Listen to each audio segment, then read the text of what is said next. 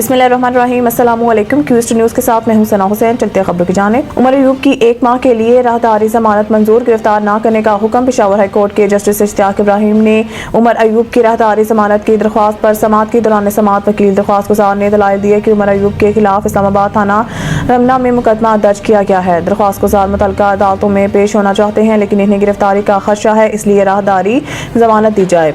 बादशाह अदालत ने उमर अयूब की 1 माह की राहदारी जमानत मंजूर करते हुए इन्हें दर्ज मुकदमात में गिरफ्तार न करने का हुक्म दिया। हाई कोर्ट ने उमर अयूब को भी हुक्म जारी किया कि वो 21 जनवरी तक मुतल्लिका अदालत में पेश हों। इस्लामाबाद हाई कोर्ट ने इलेक्शन ट्रिब्यूनल को N40A से मुतल्लिक कार्रवाई से रोक दिया। इस्लामाबाद हाई कोर्ट ने इलेक्शन ट्रिब्यूनल को NA40 से मुतल्लिक कार्रवाई से भी रोक दिया।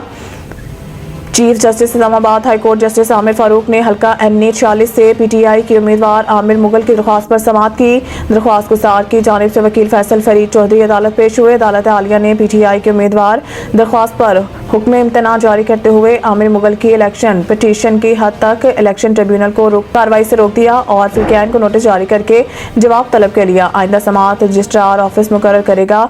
ख्याल रहे कि NA40 से लीगी की उम्मीदवार अंजुम अकील खान MNA बने। PTI उम्मीदवार आमिर मुगल ने नए इलेक्शन ट्रिब्यूनल के तैनाती को चैलेंज कर रखा है। अदालती हुक्म के बाद इलेक्शन ट्रिब्यूनल अब इस्लामाबाद के तीनों हलकों से मुतल्लिक कार्रवाई आगे नहीं बढ़ा सकेगा।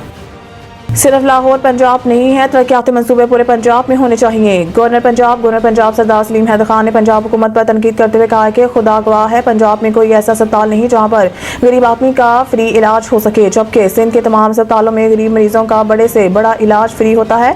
अटक में अवामी इज्तिमा से खिताब करते हुए गवर्नर पंजाब सरदार सलीम हैदर खान ने कहा है कि तरक्याती मंसूबे पूरे पंजाब में होने चाहिए, सिर्फ लाहौर पंजाब नहीं है। अटक, चकवाल, जेहलम, राशनपुर और DG खान भी पंजाब है। उन्होंने कहा है कि अवाम हर चीज पर टैक्स दे रही हैं, इसके बावजूद पंजाब के हुक्मरान के अवाम को रिलीफ देने के बुलंद बांग दावे फरेब हैं। गवर्नर पंजाब ने कहा कि किसी भी हुकूमत का सबसे बड़ा फर्ज सेहत और तालीम की मुफ्त सहूलत फराहम करना है। सिर्फ लाहौर को पंजाब नहीं कहा जा सकता। अटक, चकवाल और बाकी इजला भी पंजाब का हिस्सा है।